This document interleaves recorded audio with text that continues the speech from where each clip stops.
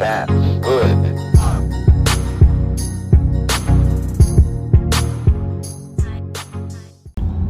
Okay guys, right, so we're back again, and this time we're looking at why Arsenal had a 22 game unbeaten streak and all those things that went right, which turned towards the end of Christmas into what we now know as probably one of the worst endings that we've ever had in a season in terms of the second half. But here we go. So the first factor in terms of how we were able to put together a winning streak was obviously the manager.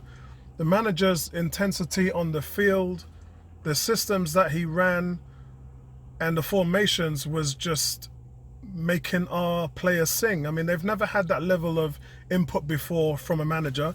Wenger was pretty much, it wasn't that hands-on. He was like, okay, this is what we're doing, this is how we're playing, and I want you guys to go out and express yourself.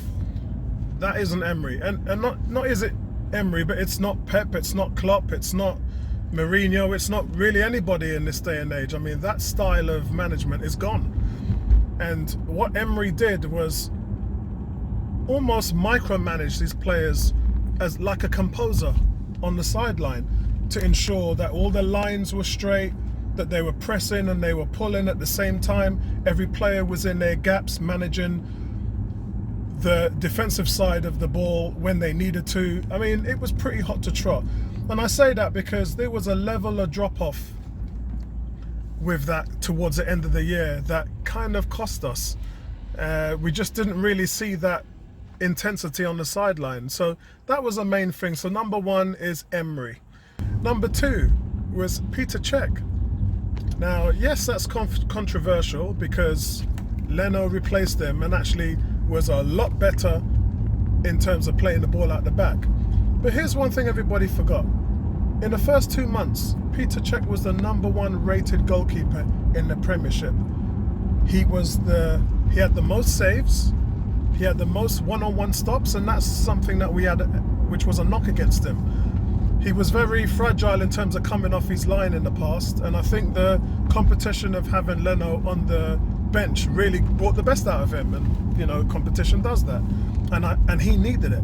Cech was at the top of his game in the first 2 or 3 months, and that was a huge reason why Arsenal's unbeaten run, huge reason why we had a 22 game unbeaten streak. So big respect to Peter Cech. Didn't like the way that he left announcing the Chelsea deal, but that's on you, bro.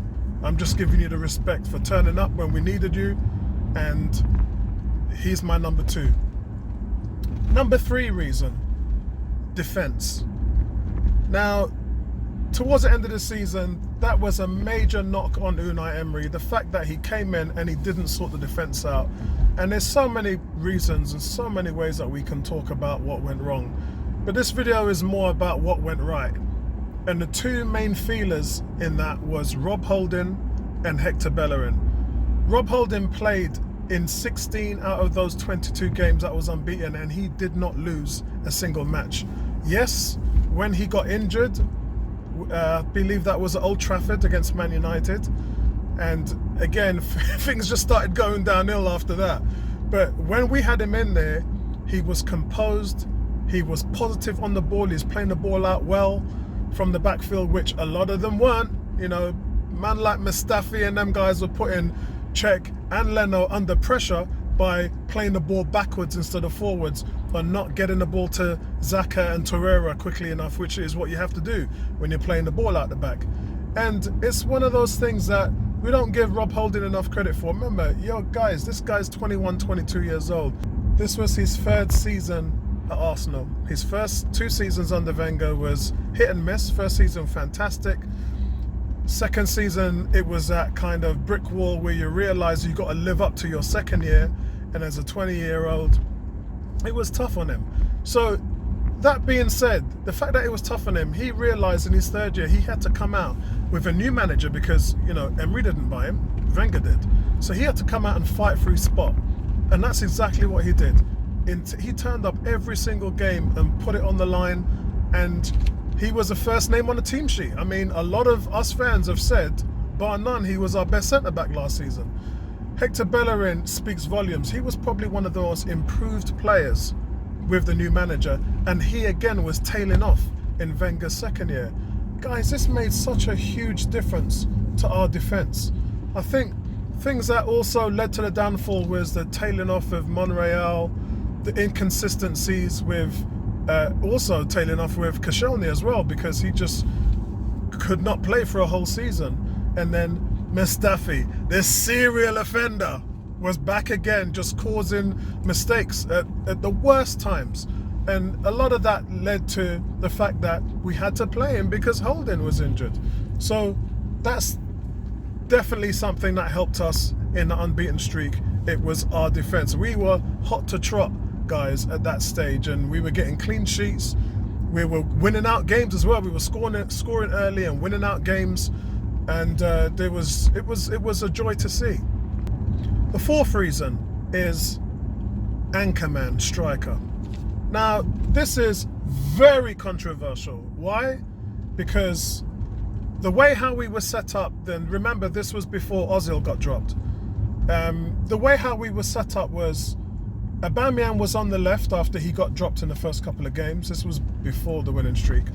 When we had the winning streak, it was actually Lacazette that was the front man, and he was doing everything expected of an anchorman, which was to hold up play, to bring others in to play, using his body to shield the defense, to back up and allow the wingers to penetrate beyond the baseline. Lacazette is really a dream striker.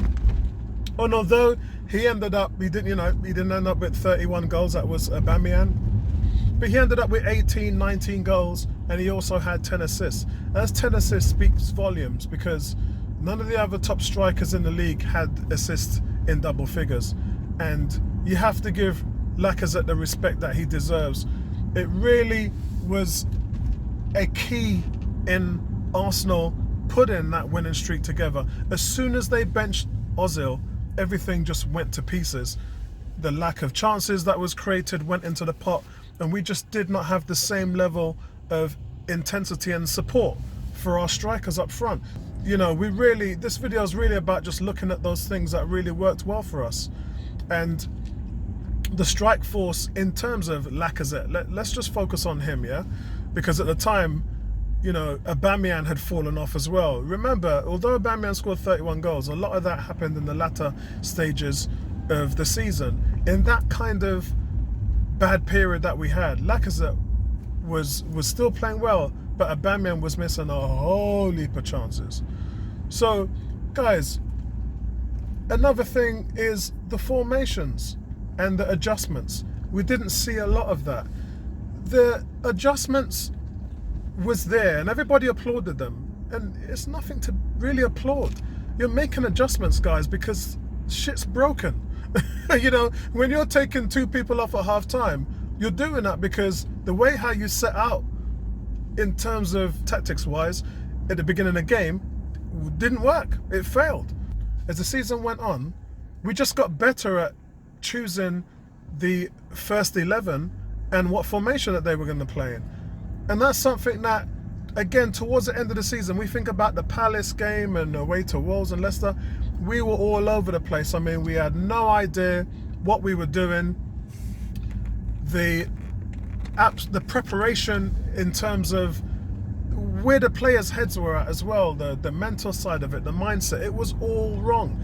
I remember when they went away to Dubai for a week because we weren't in the FA Cup, so we were missing those games, and Emery took a bit of time out. This was 6 weeks before the end of the season. Emery took a bit of time out to take the guys away to Dubai and let them refresh themselves, and they came back and everything just fell to pieces. The focus was completely off. So I think that the adjustments is something that helped us at the time where we were still trying to figure everything out. So guys, that's my top 5 reasons. 1, Emery, then Peter Cech, the defense in terms of Holden and Bellerin, Lacazette, the anchorman, and the half-time adjustments. Those are the 5 main things that helped us with the 22-game unbeaten streak, and those are things we didn't see towards the end. I mean, everything just went to pieces after that. So if we can come out this season with some kind of identity And again, remember guys, captain of the ship, this all starts from the top. If Emery can get everything right in terms of how we're going to play, what formation we're going to play, who is going to play, if we can get that right and then manage it on the sidelines like he did last year to keep the intensity levels up, then we can get off to a pretty good start this season. But I'm going to leave it there, guys.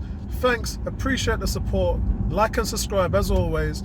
And next time we'll have a look at Emery himself and kind of key on and focus on what happened to him and kind of grade him that way, because when you don't meet your goals, which is winning the Europa Cup or making the top 4, it all falls on you. So next one's over to you, Emery. Peace out, guys. Appreciate the love. Nice one.